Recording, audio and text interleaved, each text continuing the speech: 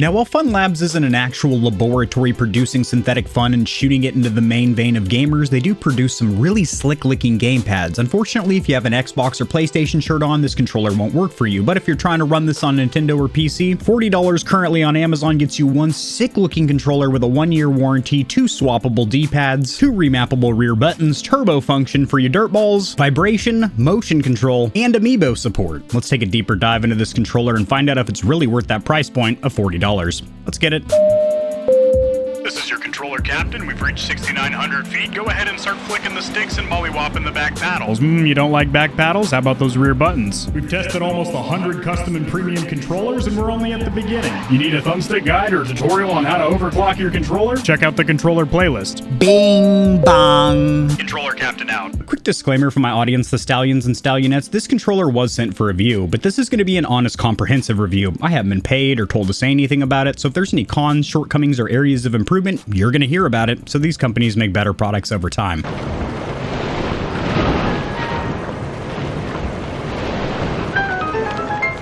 Who is FunLab? Well, they specifically make accessories and controllers for the Switch platform and only the Nintendo Switch platform, currently. All their products, controllers included, have a 1-year warranty and have an advertised retail of $60 US. However, I don't think anybody is actually paying $60 for these controllers, considering there's always a promotion or sale running. And on Amazon, they're actually cheaper than that currently at $40 flat with Prime 2-day shipping. I will have both links, the Amazon listing and the website, so you can pick and choose which makes you more stimulated. I do also have an exclusive discount code for their website, although Amazon is a pretty appealing place to get gamepads as well. This is the pattern that we're reviewing here today, the Luminous pattern. Correction, the Luminous pattern is actually a different design. They label all of them as Luminous pattern, I guess for SEO or search engine optimization in Amazon, but that makes it very hard for the consumer to find the actual colorway or pattern or theme that they're looking for. For example, I searched for Zelda and it comes with all these different patterns because these are from the Zelda games. However, this is the pattern that we're reviewing here today, which is not available on Amazon. It's temporarily out of stock. You can see the difference in branding between a company that got the licensing rights for the game. For example, there's 2 logos from the Zelda game, and they also have that placard saying officially Nintendo licensed product. This is from another third-party company called PowerA, who I've also reviewed a slew of their controllers. For Zelda fans, I gotta be very careful with the wording because Nintendo's real serious with their IPs, and they will come up out of the woodworks with a tube sock full of bars of soap and take out the kneecaps of any controller company that doesn't own the licensing for custom paintwork on their controllers. But honestly, since this controller looks rather vague with its graphic or design, you can tell it's from Zelda, but at a hard glance, there's no Zelda logos, Link isn't on there, Zelda isn't on there, the Hyrule Castle isn't on there, no notable landmarks because this is a third-party company that isn't trying to step on Nintendo's toes. But you can still tell it's Zelda themed. That's good.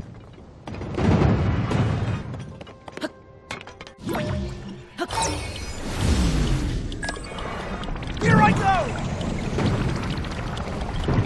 Couple of the tech specs. This entire controller is ABS plastic. It weighs 208 grams. Here are the dimensions, how it's going to fit in your game or icicles, although there is an ergonomics and comfort section of this review later. You have a 950 milliamp hour battery, which doesn't sound like much, but that is enough to net you an advertised 12.5 hours of playtime. Receiving distance is 10 meters. Awesome. 33 foot of range, longer than you would ever want your controller and console separated. Charge time is nearly 6.5 hours, which is insanely long. That's the opposite of fast charging. That's slow charging. Connectivity is going to be Bluetooth. This does also have an Android mode and an X input mode for PC, which we'll talk about later. If you're taking the Bluetooth route, it doesn't mention is that Bluetooth 5.0, 5.1, 5.2, although that doesn't really matter considering with the Switch, Bluetooth's Bluetooth on that sucker. It's not like the PS5 where they're using Bluetooth 5.1 for maximum speed. It's a Switch. It doesn't really matter that much. I don't think anybody's playing competitive titles. Well, that's not true. There's Smash Bros. Competitive Smash Bros players aren't using Bluetooth controllers on the couch. They're probably plugged in 3 feet in front of a monitor at a tournament, but you can also go wired as well. We will be testing the input lag and delay later. They really hype up the LED lights. They call it a tilt display. I thought there was a screen on it or something. I wouldn't really consider LED RGB lights to be a display. I think of like a monitor or something, a little screen. And by the way, in the near future, I am reviewing a little cheap chintzy controller from Amazon that does have a screen built on board, and it's just silly. You do have 2 swappable D-pads, which I thought was a neat feature for a $40 controller. controller, and you do have a nice anti-slip texture on the back, although it's not rubberized. If you do purchase from their website, it will take 72 hours to ship, and it will be free if you purchased anything over $25, which the controllers are. As for the packaging, it included accessories. The outer box was slightly damaged, however that's a logistic issue with Amazon, not with FunLab. If you wanted to pause the box to read some of the key features, you may do so now. There's also 2 QR codes, one for the official website and one for an instruction manual. You do have a 3-foot rubberized USB-C cable, no dust covers on the USB A or C side, and this is just going to be for charging, nothing sensual. If you are going to be playing this on the PC, then you're going to want a longer cable than this little stalker. The controller itself is inside of a plastic sneeze guard, and both the thumbsticks are covered with these little foam rings. I love to see that. You do also have 2 swappable D-pads. You have this dish, which is pre-installed. God dang, that's hard to get off with one hand. Come on. Oh my lord. Do I need a pry tool, a crowbar or something? Ooh, so it's not magnetized metal on metal like the Microsoft Elite or the Razer Wolverine controllers. It's just plastic on plastic, friction grabbing each other, but it works just fine. You have this dish, and then you have this typical 4-point D-pad. And you cannot install this the wrong way. It has to be, there we go. It has to be installed the correct way. And in case you get this controller and think, damn, they sent me the wrong one. This is just all plain white or all plain black. Once you turn the controller on, that is when you're going to see that graphic bleed through there. Well, you can't see it because it's really bright in here. Hold on. Ooh, well, hello. I do declare, Mr. Belvedere, that is one fine looking controller. Super sick. I think the coolest part is the thumbsticks. Since I'm not paired to my console, I'd have to keep turning it back on because it just shuts off. The thumbsticks look like there's lava glowing out of those bad boys. That is a good looking controller. As for the ergonomics or comfort, this is a very comfortable controller. It is almost identical to the licensed Nintendo Switch Pro controller. In fact, I think they might have used the exact same shell design or dimensions, which is a good thing because that controller is very comfortable in my opinion. Very close to the DualSense Edge and Xbox Series controllers when it comes to comfort. I think all the current generation consoles have pretty comfortable controllers. And the current handheld PCs are also pretty comfortable in hand. We're getting to a point now where gaming is becoming more comfortable. When you look at things like the NES controller that was a rectangle, and then you look at the N64 controller, which is designed for 3-handed individuals. Yes, I know there's different ways you can hold them. I know, I played shooters on the N64, but it was silly. This one is not so silly, wacky, or goofy when it comes to comfort, just fits in the hand as it should. Now, I wish there were some rubberized grips back here, but this little plastic stippling or texturing is quite nice. And the rear buttons, which I'll touch on during that segment of the video, don't cut negatively into comfort at all. Those are sick. Ergonomics and comfort are going to get an 8 out of 10. If these thumbstick caps were a little bit more plush, a little bit more supple on my fingertips, and there were some rubberized grips up here, we might hike that up to a 10. FunLab. As for the face or action buttons, I am a fan. They are raised pretty substantially from the front shell, which I like. They're also a flat matte material with gloss lettering, which looks cool and won't collect fingerprints, which I really like. There's hardly any side-to-side wiggle. You can get them to jiggle a little bit, but not much. Very secure. Good actuation strength, pop back or rebound quite quickly. No complaints with these face or action buttons. They're great, but guess what? You got 2 rear buttons, so 2 of these face buttons won't be getting diddled too much because they're back here. Whew. Moving on to the D-pad, I'm a big fan of the wheel D-pad. The only complaint here is that there is no dedicated notch or step for diagonal input, so the controller is just reading that you're pressing down and left together. There is no separate switch for down right or up left. But this feels quite tactile, clicky, responsive, and I do like the cosmetics of that dish. How about that 4-point? Oh, let me line up the jibby hole. The switch or actuator mechanism on the 4-point is still the same, so it has that nice tactile click. However, it does not feel nearly as good as that dish IMO, in my personal opinion. I think the reason for that is it's cut out with this little circle right here, so you can clearly tell the manufacturer is kind of pushing you towards using that dish, which does feel much better because of this design. As for the thumbsticks, analog sticks, joysticks, these feel like hard plastic. They don't even feel like rubber, but digging my fingernail in, I'm putting a little indentation in it, so it is some kind of rubber, but not very grippy whatsoever. Not only in the center, but then you have these little dots on the outside, which don't do shit either. What I do like is you do have anti-friction rings around the outside of the thumbstick gate, so you'll glide along that when you're at full lock. Sick. But let's take to the computer to do a little bit of Gamepad Tester work. Over here in Gamepad Tester, which I recently did a tutorial on, that will be linked in the description below. Very beneficial, very useful, so you know what I'm doing during these controller reviews. Both these thumbsticks have a very good resting value of 0.0002. As I move them to and fro and then I stop, they snap back to that resting value. Also very responsive as well, so those dead zones are very taut. I love to see that. Let's get a circularity test to get the thumbstick accuracy, shall we? We shall. Fantastic results, but let's run it again.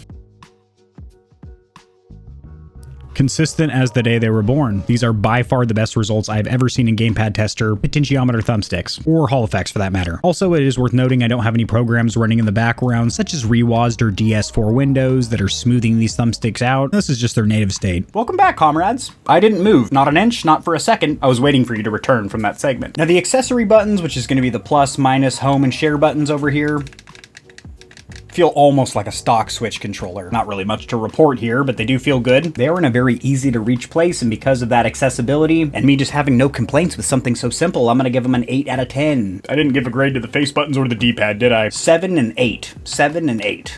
One complaint I have is it's really hard to get the 4-point D-pad off because there is no cutout for your thumb, so you really do have to wedge your finger in there. My fingers hurt. And pry up on it and hope to gosh that you can get that off. You might actually need to use some like pliers or something. My god, that's poor design. There needs to be a little notch or cutout to get your fingernail in there to remove that 4-point. As for the triggers and bumpers, or shoulder buttons as Nintendo likes to call them, these shoulder buttons do feel pretty good. They are on a swivel mechanism, so if you press them right here, you're gonna have to use a little bit more force than if you press them anywhere else. But they do feel good, no complaints. They're also very, very quiet. 8 out of 10. Moving on to the triggers, very short pull. As with Nintendo Switch, it's not linear. You can't modulate gas and brake in a racing game or anything. It's just on or off, 0 or 100. They're buttons, not squeezy triggers. Oh, it's squeezy! But they do feel good on the fingertips. They do work good in game, no complaints. Again, also very silent, easy to actuate, snap back or rebound instantaneously. I'm gonna give them a 10 out of 10. As much as I'd like to see trigger stops, it really doesn't make sense considering this is gonna be used on Switch, which the games aren't even programmed to take advantage of linear triggers, so that feature doesn't matter. But all I'm saying here, what am I saying here? All I'm saying is these triggers are perfect for what you'd like on the Switch console. Funky verbiage. It says to hold down the MR button and don't loosen. Trust me, I'm not loosening up any of my buttons. I'm assuming what you mean is don't let off the button, just keep it held down. So press and hold and just remove and don't loosen. Anywho, how do you do? Once you hold down that MR button, 4 LED lights are going to turn on telling you you're in programming mode. Let's remap those rear buttons. Now you can have the rear buttons be a single press, which I do recommend, or you can set up macros with up to 24 steps or actuations. So if you want to be able to press one rear button and have it press BBA right on the D-pad, you can do that with the magic of macros. And they also call the firmware update upgrading, which I just find kind of weird, but I guess it is an upgrade. It's a newer version. And what you can rebind with those rear buttons is literally everything on the controller except the accessory buttons. So the plus, minus, home, share. Remapping the rear buttons sound complicated in the instruction manual. That's because they're going over macros, multiple button presses, which I'll never use. But for binding a face button or D-pad to one of these rear buttons, it's incredibly quick and easy. My only complaint is that you have 2 separate remapping buttons, an ML map left and an MR map right. I'm not sure why it can't be one remapping button like most other premium or pro controllers, but this is definitely very Switch-esque because most Joy-Cons do this, but in a one-piece gamepad, there's really no reason for it. Anywho, you hold down the ML or MR button in combination with a face button or D-pad, and it instantaneously binds and gives you a little vibration to let you know to move on to the other button. The ergonomics of these rear buttons are absolutely perfect, right where you want to rest your middle fingers. These bad boys are lying. These 2 rear buttons are large, in fact oversized, almost flush with the rear shell, which feels fantastic. They're just a skosh louder than I'd like. If they could be dampened just a skosh, that would be awesome. Also, the plastics they use do feel substantially cheaper than these stippled grips, so it's kind of off-putting to have that contrast of these nice grips and then right next to them, these large slippery pads. But overall, I'm a big fan of these and they are my new favorites on the Nintendo Switch platform. Previously was the 8BitDo Ultimate, but those are substantially smaller, they are quieter, and do feel more secure, which I like, but these are oversized in a good way, and also much faster to rebind on the fly. And overall, I take this gamepad over that 8BitDo. Not just in rear buttons, but the whole package. At first glance, the instructions for turbo function can be a little bit confusing, but there's 3 different modes. The first one is going to be manual, meaning you have to hit the button each time, which isn't really turbo function. Then there's the second one, which is automatic continuous launch, which is traditional turbo function, where you hold down a button and it just automatically becomes spammed or repeat pressed for you. You do also have speed adjustment from 3 levels. However, the wording here is slightly confusing. What does shake LR joystick mean? I'm assuming it just means to push the stick up or down. Just remove the word shake. Joystick up or down. As for the RGB LEDs, hitting the light button on the back of the controller turns the lights into always on mode. But if you hit it 3 more concurrent times, you're going to get breathing mode, which strobes in and out, quick flash mode, which gives you an epileptic seizure, and then vibration lighting mode, meaning every time the controller vibrates, the controller lights up. Inside of X input test, let's get our stock input lag or delay by measuring our polling rate or refresh rate. Those 2 words are used interchangeably. I'm seeing about an 8 millisecond, most likely on 125 Hz stock stock clock. Ooh, a little lower here, actually. We do have a couple outliers, which are going to be two numbers that don't agree with the rest of the stats. Minimum and maximum actually pretty close together, so pretty consistent connection. Jitter's a little higher than I'd like to see. Let's run a few more. So as much as I'd love to just state that this has 8 milliseconds of stock input lag or delay on 125 hertz stock clock, that's not the entire story, because if you scroll through the numbers, it really does fire back and forth between these high 7s and these high 3s, which would average out to anywhere between 6 to 8 milliseconds, because if you scroll, it's pretty consistently doing this back and forth. Think of it like the pistons on a Harley V-twin, just 7-3, 7-3, back and forth here, which doesn't seem to affect consistency whatsoever on PC or Switch in my experience, either going wired or wireless, so this didn't concern me, but this is a little bit more input lag or delay than I'd like to see, especially if you're going to be using this bad boy on PC. No complaints here. And not only was this controller not susceptible to being overclocked, but when I did, even at a 500 hertz clock, which I consider pretty conservative, pretty timid, pretty mild, you want a little extra speed, but you don't really want to fry your controller or anything. That can't happen, by the way. All you would do is just revert the changes you made in the Lord of Mice overclocking program. You'd be back to normal. But even on that 500 hertz clock, which is kind of a half step in overclock, it did cause some consistency issues to where it wouldn't even work on PC at all, and it wouldn't connect to my Switch via Bluetooth anymore until I reverted it back in the Lord of Mice overclocking software. So just don't even try and overclock it.